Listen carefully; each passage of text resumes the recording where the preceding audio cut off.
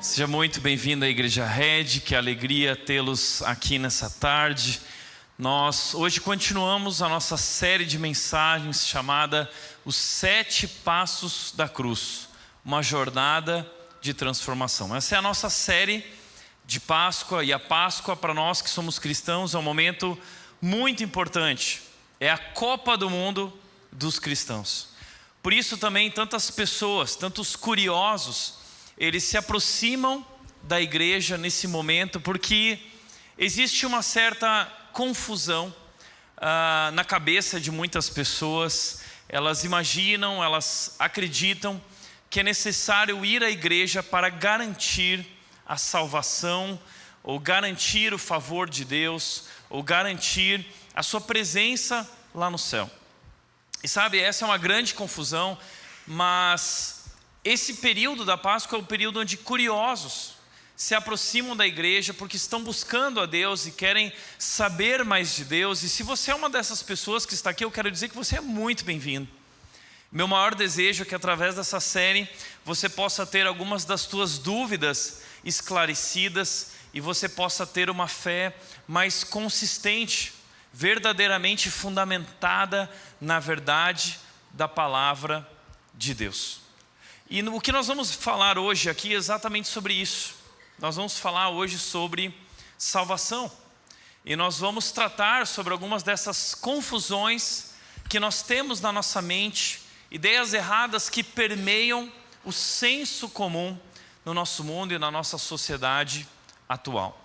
E nessa série de Páscoa nós estamos olhando especificamente para um momento da crucificação, quando Jesus Cristo foi crucificado.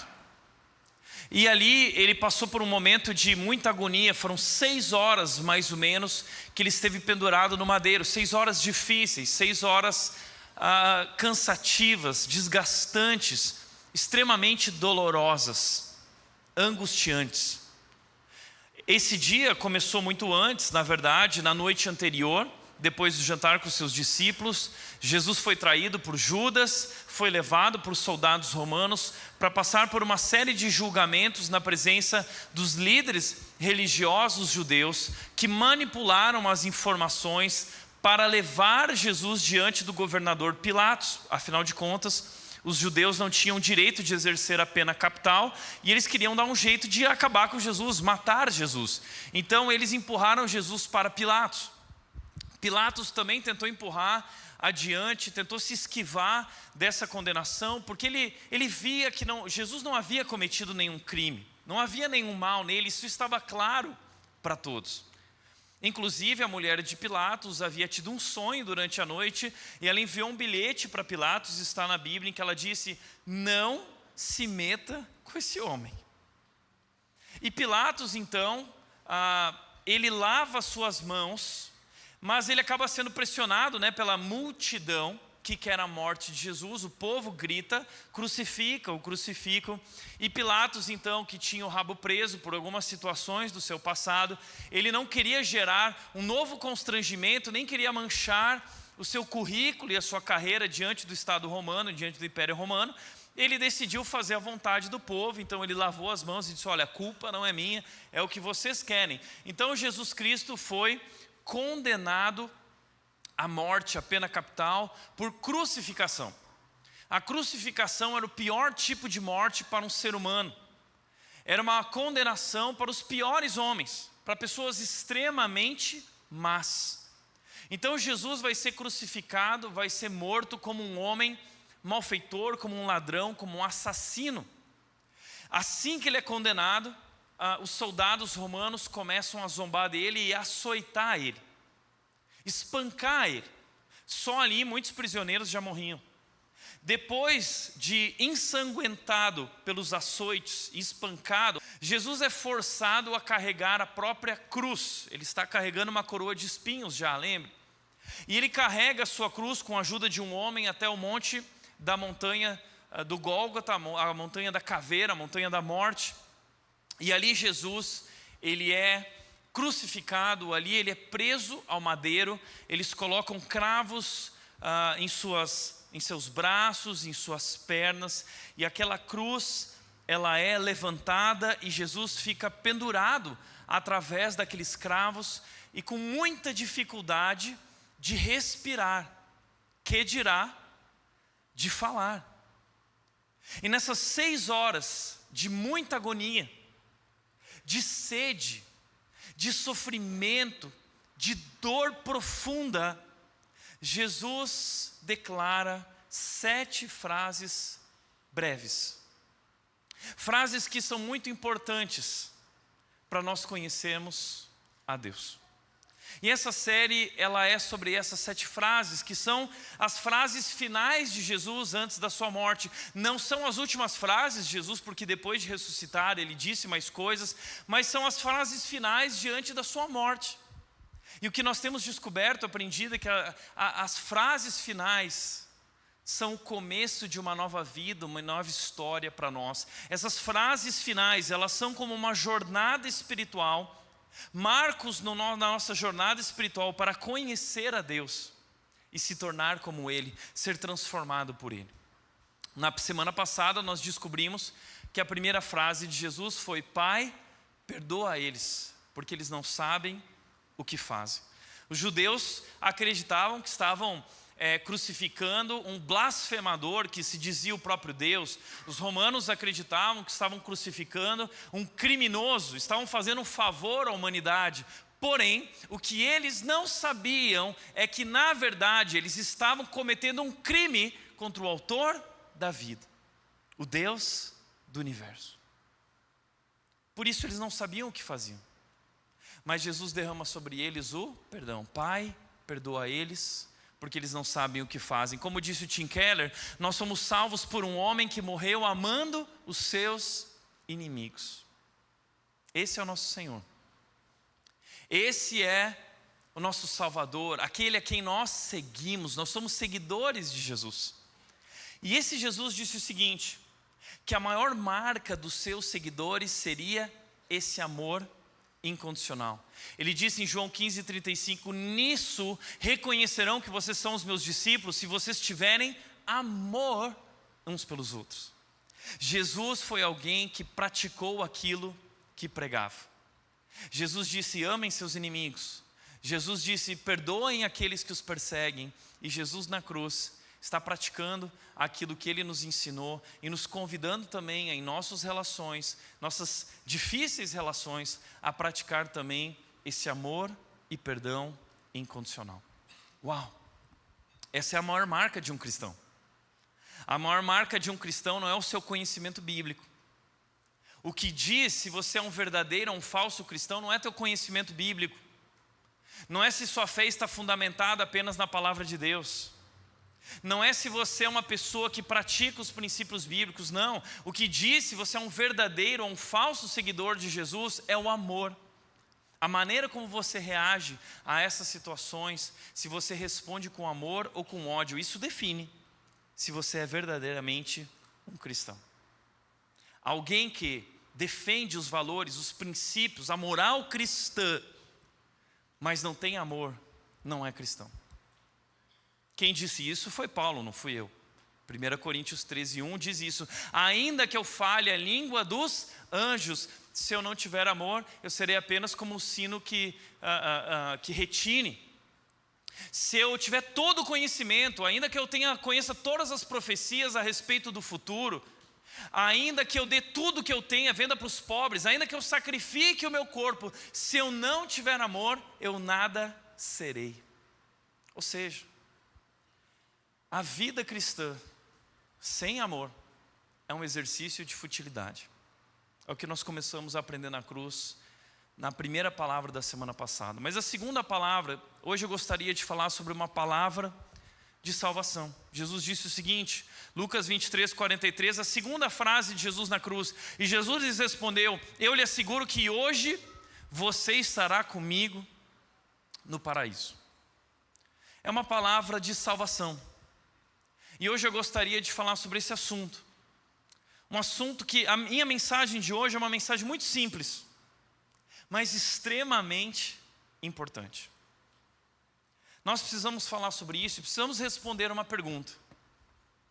A pergunta que eu gostaria de te convidar a responder hoje aqui é: quem vai para o céu? Quem vai para o céu?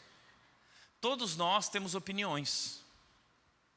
Todos nós nos agarramos muitas vezes às nossas boas obras, às coisas boas que nós fazemos para dizer: olha, eu acredito que eu vou para o céu, eu acredito que pessoas boas vão para o céu. Esse é o senso comum. A maior parte de nós acredita que pessoas boas vão para o céu.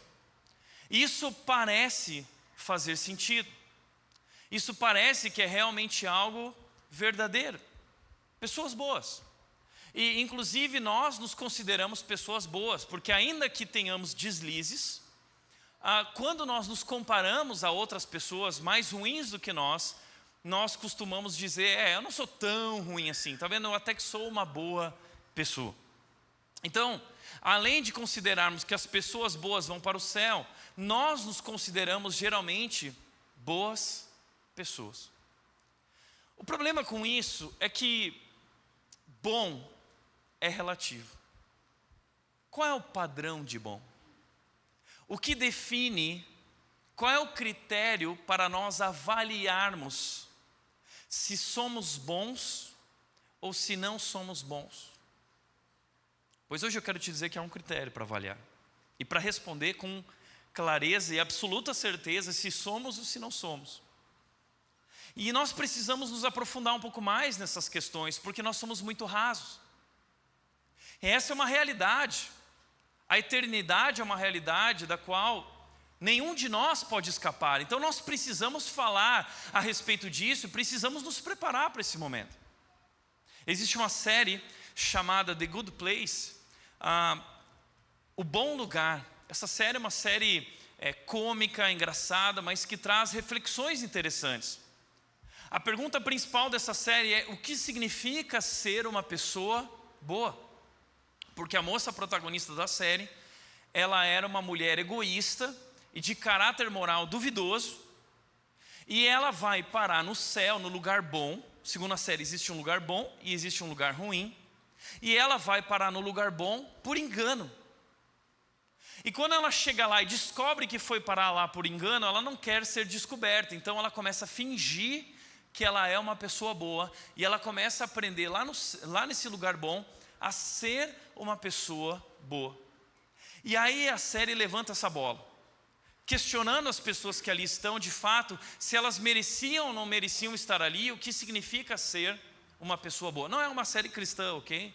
Então, você não precisa se fundamentar naquilo que vai assistir, se é que deve assistir essa série, mas ela levanta um debate, uma questão importante: o que significa ser uma pessoa boa? Será que o céu é um lugar para pessoas boas? Será que são as pessoas boas que viverão com Deus nesse lugar bom? Eu gostaria de hoje responder essa pergunta para você, porque existem muitas partes da Bíblia que nos ajudam a responder essa questão. Inclusive Jesus, em alguns momentos, falou sobre isso. Mas eu gostaria de me concentrar nessa cena, nesse momento da crucificação, em que Jesus Cristo está sendo crucificado ao lado de dois criminosos. E veja o que o texto bíblico diz sobre isso, para que a gente possa responder essa pergunta. Lucas 23, versículos 35 a 38. A multidão observava e os líderes zombavam. Jesus enfrentou intensa zombaria durante todo o processo, antes e durante a crucificação. Eles diziam: salvou os outros, salve-se a si mesmo, se é o Cristo, escolhido de Deus, diziam. Soldados também zombavam dele, oferecendo-lhe vinagre para beber. Diziam: se você é o rei dos judeus, salve a si mesmo. Uma tabuleta presa acima dele dizia: este é o rei dos judeus. Então um dos criminosos, dependurado ao lado dele, zombava: então você é o Cristo, salve a si mesmo e a nós também. Em outras palavras, o que esse ladrão está dizendo assim: se realmente você é o Cristo, então prova que você é o Cristo, sai daí, inclusive me livra também dessa condenação. Então, Esse ladrão, esses dois ladrões, eles representam duas mentalidades de fé, duas maneiras de enxergar a Deus. Um ladrão enxerga de uma maneira, a gente vai falar daqui a pouco. Outro ladrão enxerga de outra maneira. Muitas pessoas enxergam a Deus da maneira desse ladrão. Como assim? São pessoas que têm uma relação com Deus, que é uma relação de eu quero algo de Deus. Ou seja, Deus é um meio para um fim. Deus está a meu serviço. Então são pessoas que dizem o seguinte: Deus, se realmente você existe, então me dá isso. Então faz isso por mim. Então são pessoas que olham para Deus como um meio para um fim.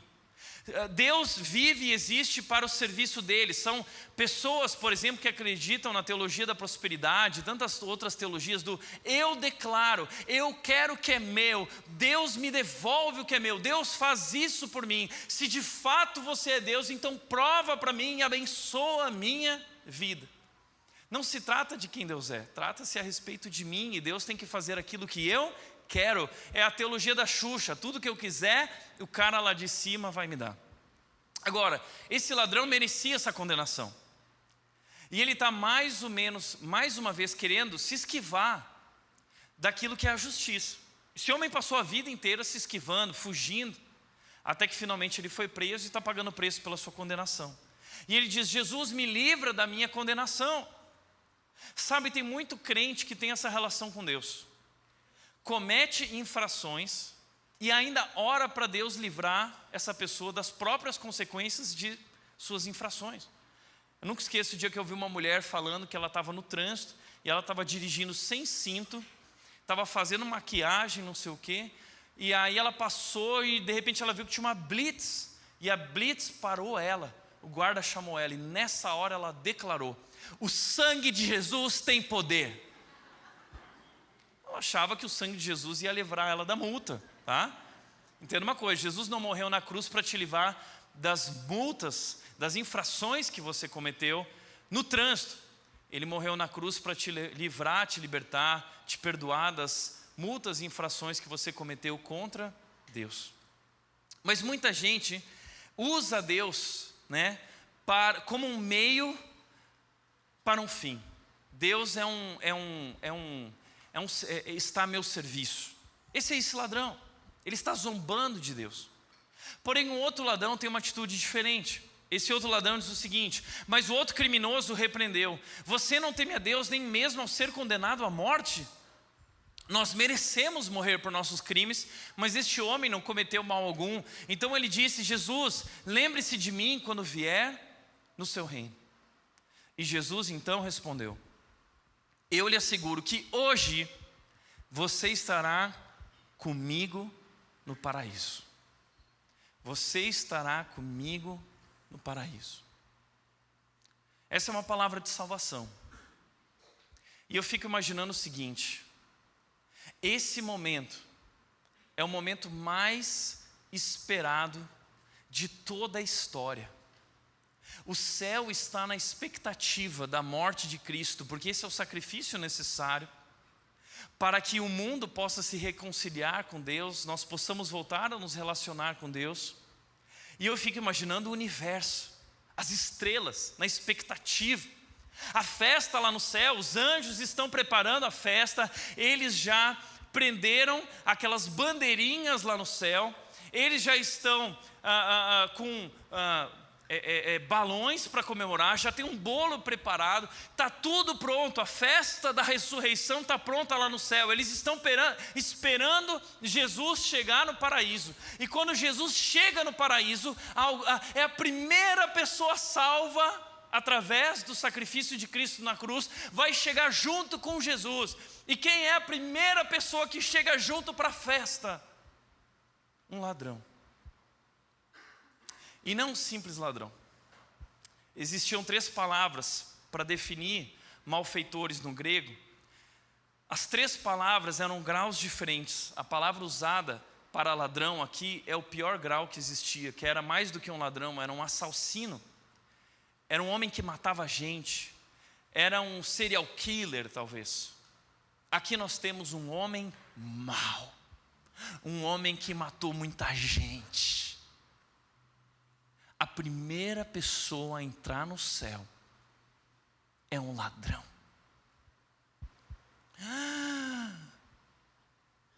É um escândalo no céu, não é? Escândalo. Será que houve um engano? Será que assim como aquela série que nós falamos aqui, será que o céu se enganou? Jesus se enganou e o cara foi parar lá por engano? Não. Absolutamente não. Na verdade, através dessa imagem, dessa cena, Jesus quer nos ensinar a verdade mais profunda e mais importante de todas as nossas vidas. Qual é a verdade? A verdade de que o céu não é um lugar para pessoas boas. O céu é um lugar para pessoas perdoadas. E sabe, esse ladrão na cruz, ele era um homem mau. Mas ele entendeu 5 verdades essenciais no final da sua vida. Ele reconheceu essas 5 verdades que o levaram à salvação, ao paraíso. E eu quero compartilhar hoje com você as 5 verdades mais essenciais da vida de qualquer ser humano. A primeira delas é que eu devo saber que enfrentarei a Deus depois que eu morrer. Lucas capítulo 23, versículo 40 diz: você não teme a Deus, nem mesmo ao ser condenado à morte. O criminoso se volta para o outro criminoso que zombava de Jesus e diz: cara, você enlouqueceu. Você está diante da morte. Você está prestes a se encontrar com Deus e prestar contas da sua vida. Você está a segundos desse momento do julgamento, face a face diante de Deus, e ainda assim você consegue zombar de Deus. Você não tem temor a Deus. Isso é muito interessante, porque o momento da morte é o momento em que muitas pessoas que durante toda a sua vida não falaram sobre Deus, não buscaram a Deus, é o momento que muitas pessoas declaram, buscam a Deus, pedem, clamam pela misericórdia de Deus. Aliás, nós nunca ouvimos a história de alguém que diante da morte se converteu ao ateísmo. Na hora da morte não existe ateu. Na hora da morte todo mundo é crente. Então esse cara está louco. Por quê? Porque mesmo diante da morte, ele não tem temor a Deus. E sabe que o nosso problema é que algumas pessoas entendem a morte como o fim. E a morte não é o fim. A morte, na verdade, é o começo de uma nova vida. Uma vida que é eterna. Isso que é a morte. Nós passamos, talvez na nossa vida terrena, 100 anos, mas existe uma vida além dessa vida. Uma vida que é eterna. E você pode passar na sua vida na eternidade na presença de Deus ou distante da presença de Deus, daquilo que a palavra de Deus chama de inferno. Então entenda, a sua vida aqui ela é muito pequena diante da eternidade. Você vai passar trilhões, zilhões de anos, incontáveis anos na eternidade. Então você precisa pensar a respeito disso, porque eu estava vendo uma estatística, existe uma estatística sobre a taxa de mortalidade no mundo. Sabe qual é a taxa de mortalidade no mundo? A taxa de mortalidade no mundo é 100%. Todos os seres humanos que nasceram até hoje morreram. Nenhum está vivo até hoje.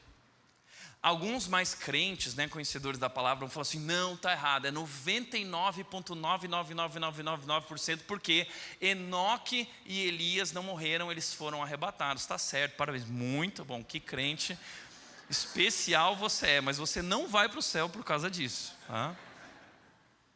Mas basicamente 100% das pessoas morrem. Deixa eu te falar uma coisa: não somos todos da mesma cor, não temos todos a mesma idade, não temos todos o mesmo conhecimento, Não temos todos também a mesma quantidade de dinheiro, mas todos nós temos uma coisa em comum: todos nós iremos morrer. E depois da morte, nós temos já um compromisso na agenda divina. Sabia que na agenda divina Deus já marcou um compromisso, um encontro com você? É chamado de grande trono branco. É o dia do julgamento. Todos nós estaremos face a face com Deus um dia. Esse é o único compromisso que você não pode cancelar. Esse é um compromisso que você jamais se atrasará. Na hora certa, você um dia estará diante de Deus e prestará contas da tua vida. E a gente precisa falar sobre isso porque existem visões diferentes a respeito da vida após a morte. Por exemplo, existe a visão da vida após a morte da perspectiva do ateísmo. E eu coloquei aqui o Leandro Carnal, porque o Leandro Carnal é um pensador atual que é ateu. Inclusive, um dos momentos mais tristes que eu já vi na minha vida foi uma entrevista com o Leandro Carnal, em que ele respondeu que não há um significado na vida. Que, na verdade, nós somos meros átomos perdidos no universo. Cada um dá para a sua vida o significado que lhe convém. Cada um busca a sua razão, a sua felicidade da maneira como lhe traz mais prazer. Que triste isso, não? Que triste a gente olhar para a vida e pensar que nós não fomos criados com um propósito, mas que nós somos fruto de uma coincidência infinita e impossível, que por conta de uma grande explosão no universo, através de um processo evolutivo de milhares e bilhares de anos, a partir de uma pequena ameba, nós nos tornamos o que nós somos. Que triste isso, não é? Eu confesso que às vezes algumas pessoas na igreja ou no trânsito, quando eu olho, me fazem crer na evolução, que parecem amebas, não é? Mas essa é a visão do ateísmo. A visão do ateísmo é que depois da morte não existe uma imortalidade da alma. A nossa consciência se extingue automaticamente, imediatamente após a morte. Acabou. A outra visão de vida é a visão da vida após a morte, é a visão do budismo. O budismo fala de um ciclo da alma, um ciclo de nascimento e morte, onde nós vamos recebendo novos corpos, nós vamos renascendo em novos corpos. E o que define se você nasce num corpo num estado melhor ou num estado pior é o karma. O karma nada mais é do que uma lei de causa e efeito.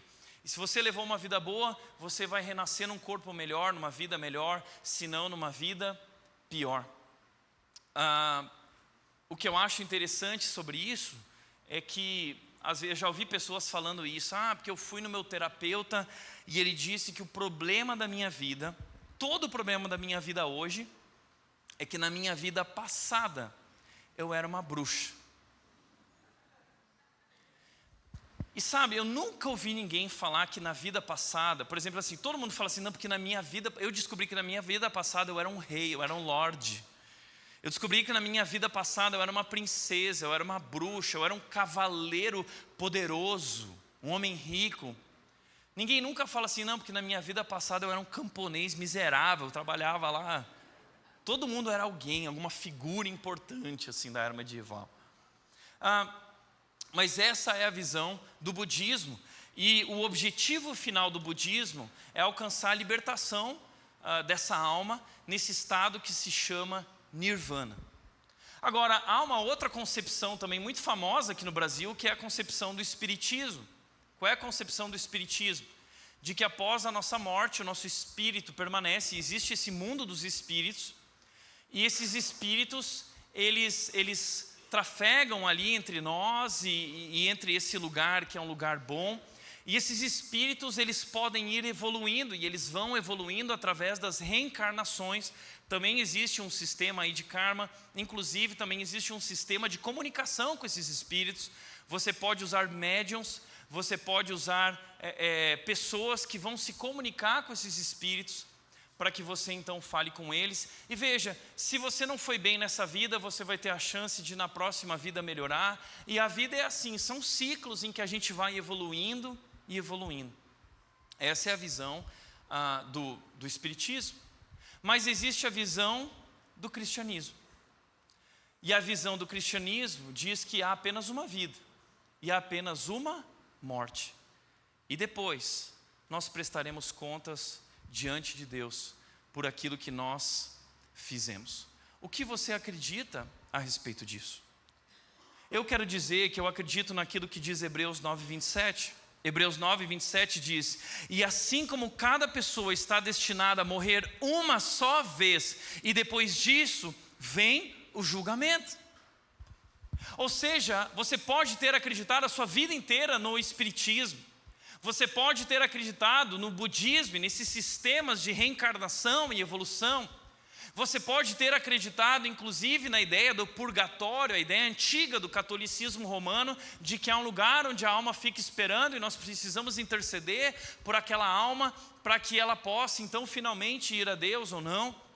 Mas o que a Bíblia está dizendo é que não existe ciclo de evolução. A Bíblia está dizendo é que não existe reencarnação. A Bíblia está dizendo que não há um lugar intermediário. O que a Bíblia está dizendo é que nós estamos destinados a morrer apenas uma vez, e depois disso vem o julgamento. Nós estaremos face a face com Deus e nós prestaremos contas da nossa vida diante de Deus. É por isso que aquele ladrão está dizendo o seguinte: você não tem temor a Deus nem mesmo diante da morte. Você está a segundos de ter o seu encontro com Deus. Nenhum de nós escapará desse momento. Mas talvez alguns aqui vão dizer o seguinte: mas Tiago, por que você acredita que o cristianismo está certo e não o que Allan Kardec disse, não o que o budismo disse? Sabe por quê? Eu vou te explicar.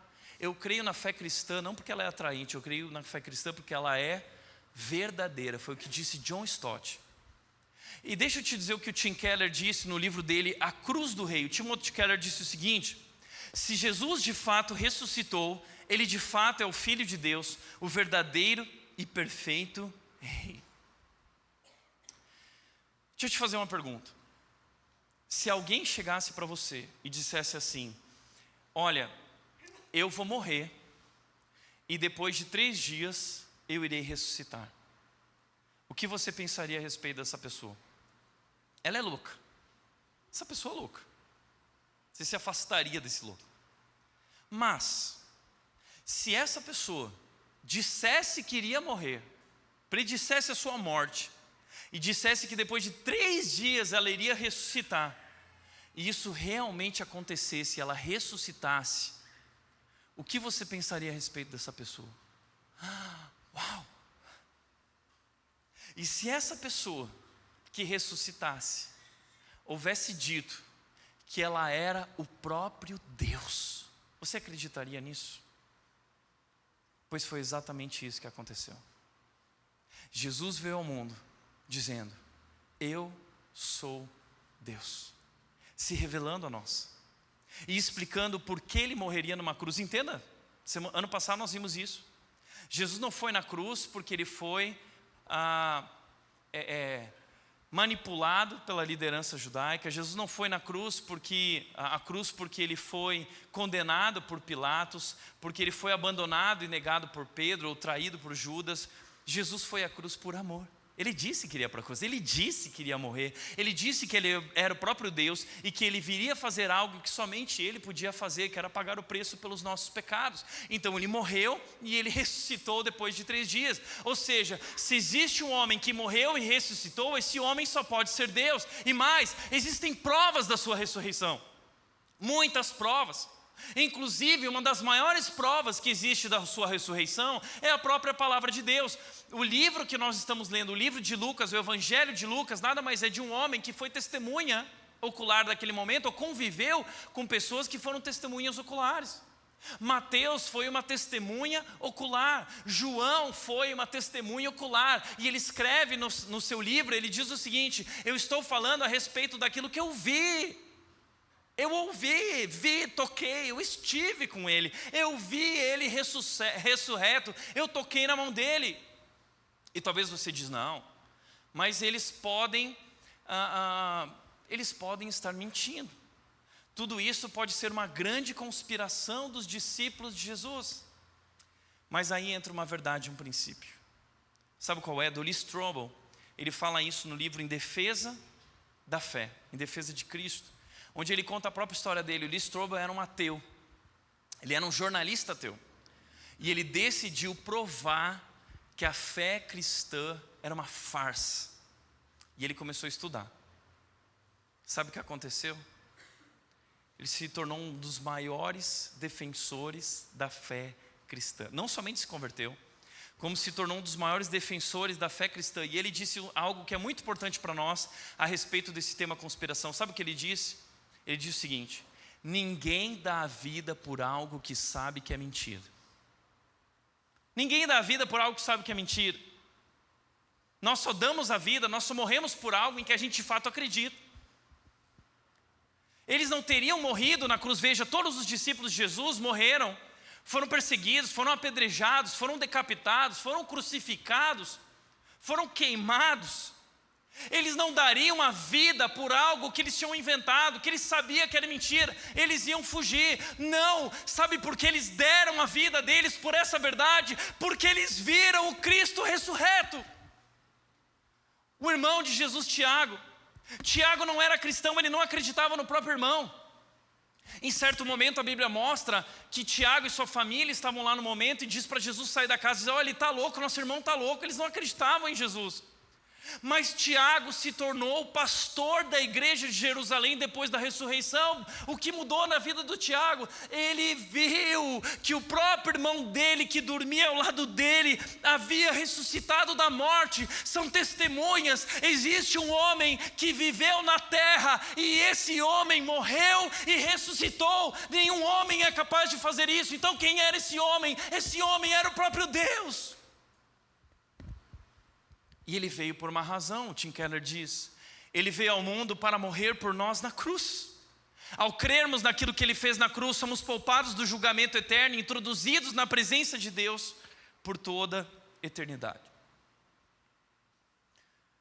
Segundo lugar, eu devo saber que pequei contra Deus.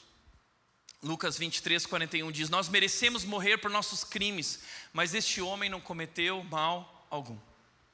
O que esse ladrão entendeu, além de que nós vamos prestar contas, estaremos diante de Deus, ele entendeu que nós pecamos contra Deus. Nós merecemos morrer por nossos crimes. Nós merecemos a morte. Você precisa entender isso. Nós merecemos a morte. Nós não merecemos a salvação. Entenda de uma vez por todas que nossos erros e nossas falhas não são simples deslizes pessoais. Eles são ofensas contra Deus. Todo erro, toda falha, todo pecado é uma ofensa contra o Deus que é santo, santo, santo. E a Bíblia nos mostra que o pecado entrou no mundo através de um homem chamado Adão e Eva, aqueles seres humanos que desobedeceram a Deus. E a partir daquele momento o pecado entrou no mundo e o pecado passou a todos os homens. Por isso, Romanos 3:23 diz que todos pecaram. Romanos 3:10 diz que não há um justo sequer, não há um.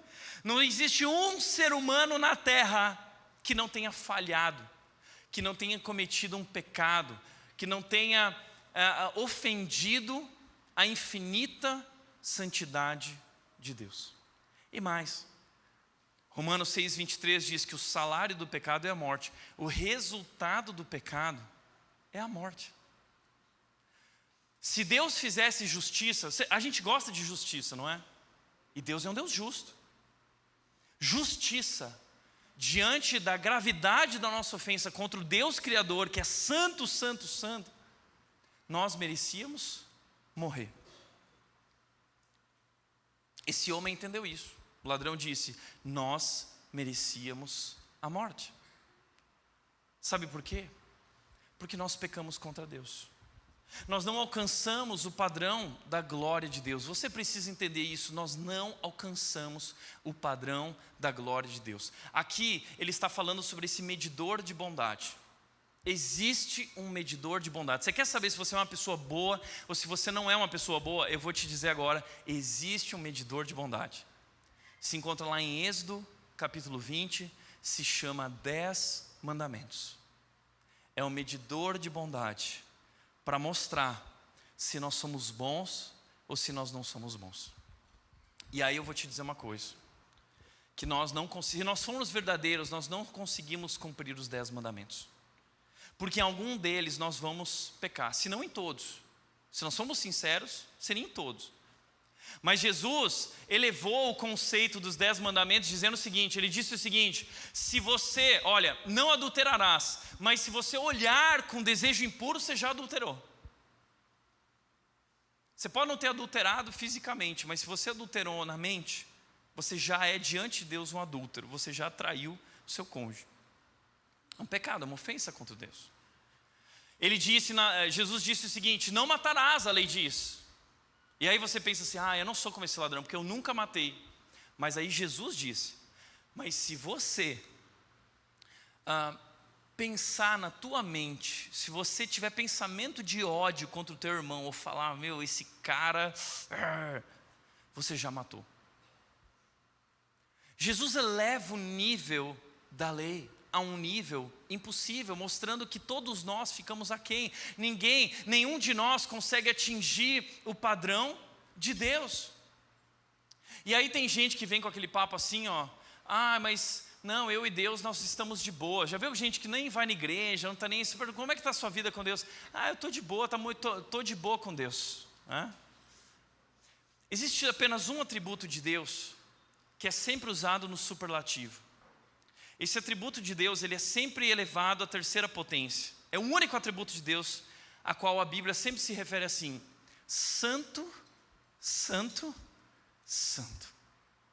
Isaías capítulo 6, há uma imagem em que Isaías ele entra na presença de Deus e ele enxerga os anjos são gigantes, eles têm 6 asas, com 2 asas eles estão cobrindo os olhos, porque os anjos não podem olhar para Deus, de tão santo, santo, santo que ele é. Com as outras 2 asas, esses anjos estão tapando seus pés, e com as outras 2 asas, esses anjos gigantes estão voando.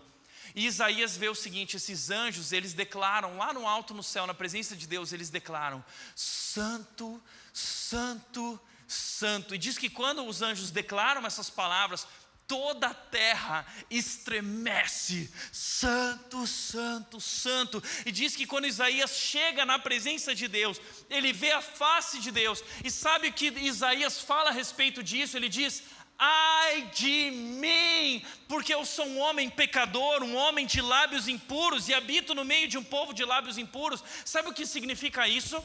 Significa que quando nós estamos diante de Deus, nós percebemos quem nós de fato somos.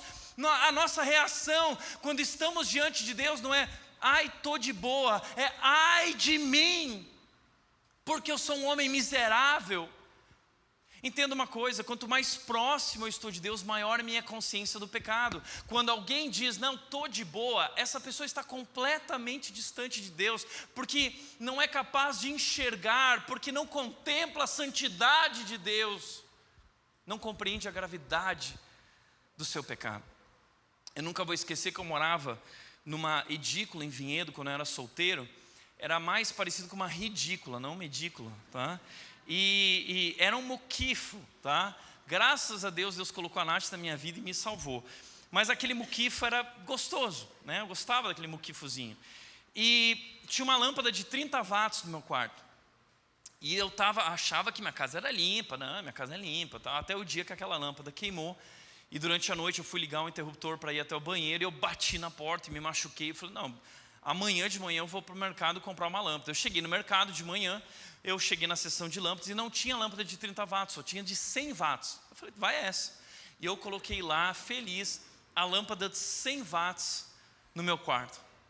Na hora que eu coloquei a lâmpada de 100 watts, eu fiquei espantado, porque minha casa estava completamente imunda, as paredes estavam manchadas. é isso que acontece quando eu me aproximo de Cristo, que é a luz do mundo. Ele ilumina os cantos mais escuros da minha vida. E Ele mostra que o meu coração é um muquifo manchado pelo pecado. Portanto, quanto mais próximo, maior é minha consciência do pecado. Quanto mais distante, menos eu percebo. Quando eu estou próximo, eu digo, ai de mim. E nós percebemos que todos ficamos aquém. Agora deixa eu fazer um exercício com você. Eu quero usar um medidor de bondade com você. Vocês vão me ajudar a classificar as pessoas aqui, tá? Existem 5 categorias no medidor que eu criei. O super mal, existe o mal, o na média, tá? Existe o bom e existe o santo, sem pecado. Eu vou mostrar algumas personalidades e vocês me ajudam a categorizar, ok? Primeira, Hitler, super mal. Ok, Hitler foi lá para o super mal, tá? Agora, Madre Teresa de Calcutá. Eu ouvi uns aqui.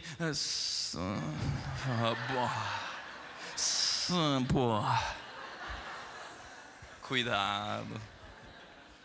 A Madre Teresa de Calcutá, ela mesma disse que em muitos momentos da vida dela, ela foi tomada por uma ira profunda. Ela tinha um problema com orgulho, com ira, e ela mesma se dizia uma pecadora. Então, diante das próprias palavras dela, eu vou colocar ela na categoria de uma pessoa boa, fez coisas boas, mas era uma pecadora. Deixa eu mostrar uma segunda pessoa, esse aqui.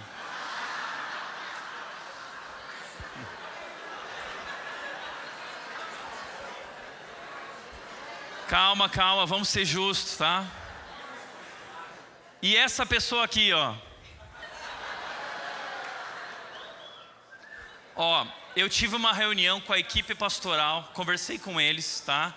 E nós decidimos que esses dois não seriam categorizados para a gente não ter uma briga, tá?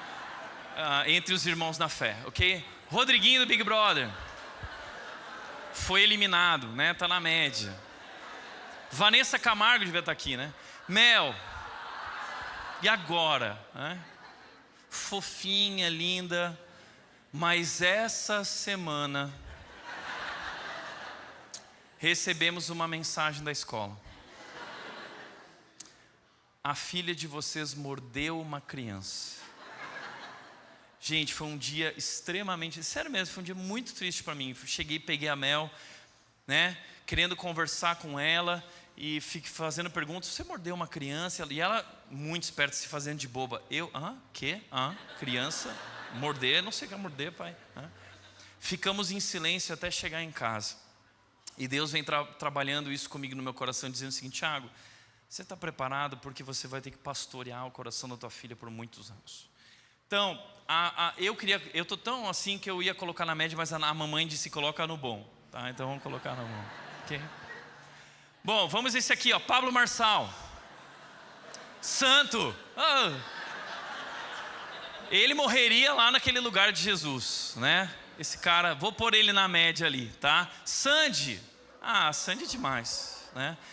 Mas ela se separou do Lucas, a gente vai jogar na média. Billy Graham, um dos meus maiores ídolos, heróis da fé, salvou milhares de pessoas. Mas Billy Graham disse o seguinte, que ele tinha um salvador chamado Jesus Cristo, porque ele precisava de salvador, ele era um pecador. Hernandes Dias Lopes, a Marguinha vai dizer santo, né? Não, ele disse também que precisa de um salvador. Vamos lá, e esse aqui, ó,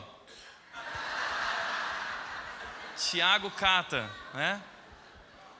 Torcedor do Avaí. Não, torcedor no Avaí não dá para colocar. Vamos colocar aqui, ó, né? E por último, esse é muito difícil, Maria, mãe de Jesus. E aí? Boa. Sabe por que Maria é boa? Deixa eu te falar, Maria é uma mulher incrível, digna de todo o nosso respeito e admiração. Que mulher! Mas essa mulher declarou no seu cântico Magnificat, ela disse que estava exultando de alegria, porque do seu ventre nasceria o Salvador da sua vida, o seu Salvador. Ela sabia que precisava de um Salvador. Maria também era uma pecadora, porque a Bíblia diz o seguinte, o que a Bíblia diz? Antes, o homem que salvou 1 bilhão de vidas, Norman Borlaug, esse homem aqui salvou 1 bilhão de vidas. Por quê? Porque ele era um cientista agrícola que inventou um sistema de culturas resistentes a pragas, e ele lutou contra a fome no século XX, salvando a vida de mais de 1 bilhão de pessoas. Recebeu o Prêmio Nobel da Paz, ele recebeu a medalha de honra do Congresso americano, recebeu a medalha de liberdade que só o presidente americano pode oferecer. Só houveram 6 homens no mundo que receberam essas 3 premiações. E a respeito dele foi dito o seguinte, o diretor da ONU disse o seguinte: Norman Borlaug salvou mais vidas do que qualquer homem na história. Seu coração era tão grande quanto sua mente brilhante, mas foi sua paixão e compaixão que moveram o mundo. Era um grande homem, era um verdadeiro herói, salvou 1 bilhão de pessoas, merecia estar no céu, não merecia? Mas o Norman Borlaug, ele disse o seguinte, que ele precisava de um salvador. Ele era um cristão fervoroso, membro da igreja luterana, e ele formou uma grande organização no mundo chamada Pão para a Vida, que existe até hoje. Então, um dos homens mais incríveis do mundo, declarando que precisa de um salvador. Eclesiastes 7:20 diz: não há uma única pessoa na terra que sempre faça o bem e nunca peque. Não há uma única pessoa, nenhuma. Foi isso que aquele ladrão entendeu. Nós merecemos morrer. Mas a terceira coisa que esse ladrão entendeu: devo saber que Jesus era mais que um homem. Ele diz: nós merecemos morrer por nossos crimes, mas este homem não cometeu mal algum. Presta atenção. Esse ladrão não está dizendo: esse homem não é tão ruim quanto nós. Ele não disse isso. Ele disse o seguinte: esse homem não cometeu erro nenhum, mal nenhum. Esse homem não tem pecado. Que homem é esse? E o que esse homem está fazendo ao lado daqueles criminosos? Ou seja, dentro daquele gráfico, a única pessoa que no medidor de bondade da lei de Deus conseguiu cumprir toda a lei, porque Tiago 2,10 diz que se você pecar em uma parte da lei, você é culpado por toda a lei. Só existe um homem que cumpriu toda a lei perfeitamente, e esse homem se chama Jesus Cristo. Ele não tinha pecado, e a Bíblia diz sobre ele o seguinte, a Bíblia diz: pois Deus fez de Cristo, aquele que nunca pecou, a oferta por nosso pecado, para que por meio dele fôssemos declarados justos diante de Deus. Ele nunca pecou. Como pode um homem nunca pecar? É porque ele era mais que homem. Ele era o próprio Deus. E ele veio ao mundo como o Cordeiro de Deus, sem mácula, sem mancha, como sacrifício perfeito, para morrer e para cumprir com a justiça de Deus. E ele vai levar sobre si a nossa condenação. Jesus vai se tornar o maior malfeitor de toda a história. O homem que nunca pecou se torna o maior malfeitor de toda a história. Por quê? Porque ele vai levar os nossos pecados, a nossa condenação sobre ele. Então, Jesus na cruz, ele não sofreu apenas fisicamente. Jesus sofreu espiritualmente. Porque nossos pecados foram jogados sobre ele. Isaías 53 diz que ele foi esmagado pelo nosso pecado. Aquele que não tinha pecado se fez pecado. Como diz o John Stott, na cruz, em santo amor, Deus, por meio de Cristo, pagou toda a pena de nossa desobediência. Sabe por que Deus fez isso? Porque João 3,16 diz que Deus amou tanto, de tal maneira, que Ele enviou Seu único Filho para morrer naquela cruz por nós. E todo aquele que nele crê, não perecer, mas receber a vida eterna. Jesus veio ao mundo para nos substituir, para ser condenado em nosso lugar. Jesus recebeu o julgamento que merecíamos, a fim de nos dar o perdão que não merecíamos. Esse homem era mais do que um homem. Ele era Deus. O ladrão entendeu isso. Quarto lugar, devo saber que só a graça de Deus pode me salvar. Então o ladrão disse: Jesus, lembre-se de mim quando vier no seu reino. Esse ladrão nessa hora, ele podia dizer assim: Jesus, olha, eu não sou tão ruim assim quanto o outro ladrão ali, tá vendo? Até que... Só que esse ladrão entendeu algo muito importante. Ele entendeu que desperdiçou a vida dele. Ele entendeu que não há nada que ele possa fazer. Ele entendeu que não há nada que ele possa oferecer. Ele entende: eu desperdicei a minha vida. Não há como descer da cruz e recomeçar. Não há como construir uma nova vida. Eu não tenho nada a oferecer, Jesus. Jesus, tudo que eu tenho é você. Então ele diz a Jesus: Jesus, tudo que eu tenho é você. Então Jesus, já que tu é o rei, lembre-se de mim. Tenha misericórdia de mim. Essa é a oração mais curta da história. Lembre-se de mim. E essa é a oração que Deus aceitou. Teólogos não aceitariam essa oração, mas Jesus aceitou essa oração. Porque a oração da salvação não tem a ver com você dizer as palavras certas.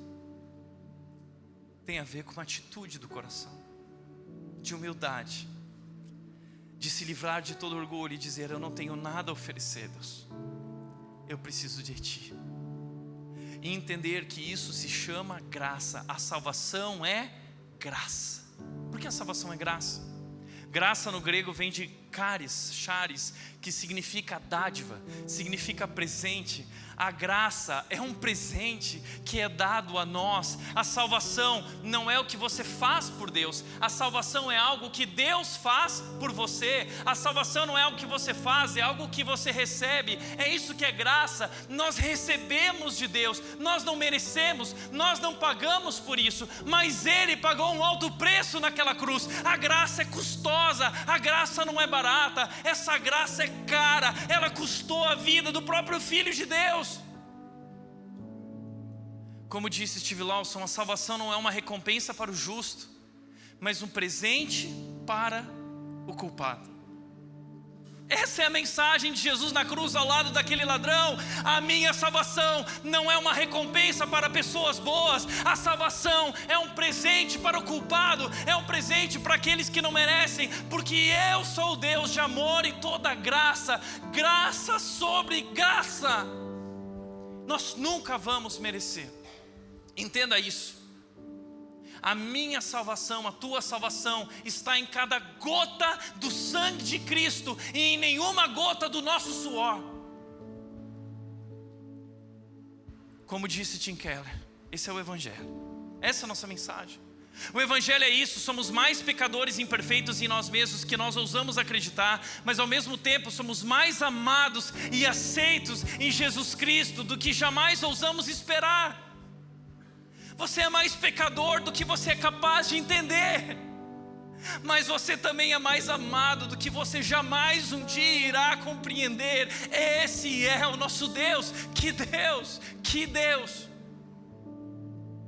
A quinta e última verdade: devo saber que Jesus me salvará se eu pedir. Entenda, a graça é a base, é o fundamento de tudo aquilo que nós pregamos. Se você não entendeu a graça, você não entendeu nada. A graça é isso: somos mais pecadores do que podemos entender, mas mais amados do que jamais os iremos compreender. Agora, eu devo saber que Jesus me salvará se eu pedir. Tudo que eu preciso fazer é falar e dizer: Jesus, eu creio que o Senhor, que Tu és o Filho de Deus, o Salvador da minha vida. Lembre-se de mim. Eu não tenho ninguém, Cristo, só você. Lembre-se de mim. Tenha misericórdia de mim. Então Jesus se volta para aquele homem e diz: e Jesus lhes respondeu: eu lhe asseguro que hoje hoje, você estará comigo no paraíso. 4 verdades sobre a salvação. Quando nós pedimos, quando nós clamamos, 4 verdades que você precisa entender sobre a salvação. A primeira, a salvação é certa. Jesus diz, eu lhe asseguro, é certa, Ele não falha. Você não perde a salvação, porque você não conquistou a salvação. Não depende da tua performance, é a performance de Cristo. Ele garantiu, eu lhe asseguro. O dia que eu cheguei no meu pai, diante da cirurgia, eu disse, pai, como você está diante da morte? Eu estou seguro, porque eu confiei minha vida nas mãos do nosso Salvador. A salvação é certa. Essa é a nossa confiança, é a cruz de Cristo, o sacrifício de Jesus. Segundo aspecto da salvação, ele diz, hoje, a salvação é imediata. Existem outras teologias, como a adventista, que diz crer no sono da alma, está dormindo. Nunca vou esquecer que uma pessoa, quando eu postei que meu pai morreu, e nós estamos contentes porque ele está na presença de Cristo, ele está com Jesus. E aí um irmão veio e falou assim, se é que é irmão, né? Veio e falou assim, Tiago, seu pai não está com Cristo, ele está dormindo. A minha vontade, mas eu não posso falar da minha vontade, eu tenho que amar como Cristo amava, não? Mas o que a palavra de Deus está dizendo é, hoje, eu lhe asseguro, hoje, não tentem inverter a ordem do texto. Eu posso te apresentar inúmeros argumentos e nós podemos estudar o assunto se quiser depois fora daqui, mas ele está dizendo, hoje, é daqui a pouco meu amigo, você estará comigo no paraíso. Você consegue imaginar o que aconteceu com esse ladrão? Ele acordou como um criminoso e ele dormiu como um cidadão dos céus. Às 9 horas da manhã ele estava sendo crucificado como um ladrão, mas às 12 horas ao meio-dia ele já era um filho de Deus, e às 18 horas ele estava entrando numa grande celebração celestial. É isso que a salvação faz, é hoje, você pode receber hoje, você se torna um filho de Deus, não importa qual é a tua história, não importa qual é o teu passado.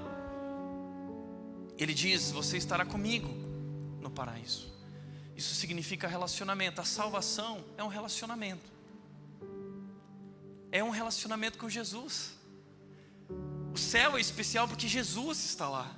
E João 17,3 diz que nós vamos passar a vida eterna conhecendo a Deus e a Jesus Cristo, a quem Ele enviou. Nós vamos passar bilhões, trilhões, zilhões, infinitos trilhões aí de eternidade na presença de Deus, e nem toda eternidade será suficiente, esgotará o conhecimento da glória de Deus. É um relacionamento que pode começar hoje, começa aqui. A vida eterna para nós começa hoje, e Jesus quer ter um relacionamento contigo. Essa semana estava conversando com a Gi lá na academia, uma das minhas vizinhas, e a Gi estava compartilhando o que Deus está fazendo na vida deles, especialmente na vida da filha dela, chamada Ana Carolina. E a Ana Carolina conheceu Jesus, e ela está tão empolgada, ela só fala de Jesus, Jesus, Jesus, Jesus, Jesus. E no dia dos namorados, ano passado, ela entrou na casa dela, a mãe estava trabalhando, ela foi para a cozinha e ela começou a preparar um bolo. E aí a mãe ficou olhando para aquele movimento, ela preparando um bolo, não entendeu? Saiu com um bolo bonito. E ela foi para o quarto. Antes de entrar no quarto, ela virou para a mãe e falou assim, mãe, hoje é o dia dos namorados e eu estou num relacionamento sério com Jesus. Eu vou me trancar no quarto agora e eu vou ter um tempo com Ele. E ela foi para o quarto. E ela passou a tarde inteira lá com Jesus, lendo a palavra, orando, na presença do seu Salvador, num relacionamento crescente com Jesus. É o que nós podemos viver hoje. Jesus não disse isso? Vai para o teu quarto, fecha a porta. Por último, estará comigo no paraíso. É um lugar, é uma pessoa, mas é também um lugar. Jesus disse isso, eu vou lhes preparar lugar, e eu voltarei para buscar vocês. É um lugar maravilhoso, como diz o Tim Keller. As delícias mais arrebatadoras que você já teve, na beleza de uma paisagem, ou no prazer da comida, ou na realização de um abraço amoroso, são como gotas de orvalho comparadas ao oceano sem fundo de alegria que será ver Deus face a face. Não se venda por menos, pois há mais do que você imagina. Há muito mais. Essa vida, esse mundo é uma sombra pequena, é uma gota de orvalho perto do oceano sem fundo que nós estamos para experimentar na presença de Deus. Não se confunda, não se venda por menos, não se venda por um prato de lentilha. Nós temos um banquete nos esperando na presença de Deus. Apocalipse 21, 27 diz: nenhum mal terá permissão de entrar lá. O mal não entra porque é um lugar perfeito, é santo. Nem pessoa alguma que pratique o que é vergonhoso ou enganoso. Então quem entra? Somos todos pecadores, quem vai entrar então? Mas somente aqueles cujos nomes estão escritos no livro da vida do Cordeiro. Eu fico imaginando o dia que eu morrer. Eu sempre imagino. E eu vou chegar naquele portão lá no céu de filme, assim, gigante, aquelas portas. A porta vai estar fechada. E o anjo vai chegar e vai falar assim: qual o seu nome? E eu vou dizer: ele, não, eu sei. Estava brincando, era só uma zoeira com você, tá? Eu sei que você é da zoeira, Tiago, tá? Vem aqui, vamos procurar no livro da vida do Cordeiro, tá? Vamos lá. Tiago Cata, Tiago Castor, Tiago Oliveira. Tanto Tiago, só da rede é tanto Tiago, né? Aí chega lá, Tiago Matos. Na hora que abrir Tiago Matos, a página vai desenrolar um rolo gigante, com todos os pecados, meus erros, minhas falhas. Eu vou ficar preocupado, coração palpitando. E o anjo vai estar lá olhando, e ele vai dizer: opa, peraí, tem uma marca de sangue aqui, tem algo escrito. E ele vai olhar e está escrito: perdoado, perdoado. Ele vai dizer: Tiago, entre por aquela porta agora e dê um abraço no seu Salvador. Eu imagino que aquela porta vai abrir. Eu imagino aquele coral celestial e a nuvem de testemunhas, aquele momento todos celebrando a salvação em Cristo Jesus. E o Salvador mais uma vez vai descer do trono e vai ao meu encontro no meio do caminho. E eu vou abraçar Jesus, o meu Salvador, e eu vou agradecer. E eu vou ver nas mãos dele as marcas do meu pecado.